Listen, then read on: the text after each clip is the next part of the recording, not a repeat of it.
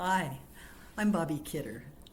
I am really looking forward to the workshop that's coming up that I will be teaching with my amazing co-teacher, Kriya Caping, on cultivating radical acceptance through art making, improvisation, and storytelling.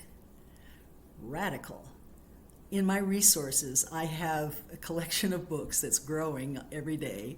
I have radical acceptance, radical forgiveness, radical optimism. There's something that is needed for challenging times that can only be stated as radical. We have to look a little more deeply, become a little bit more self-aware, being able to have balance in our lives between the things that move us and the things that give us peace.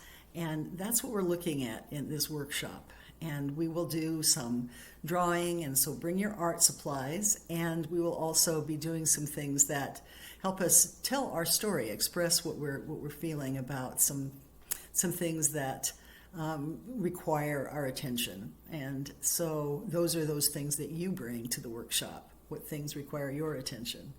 And so I'm looking forward to that time we have together. It's coming right up, so be sure and register if you haven't yet, and we'll look forward to seeing you soon. All right.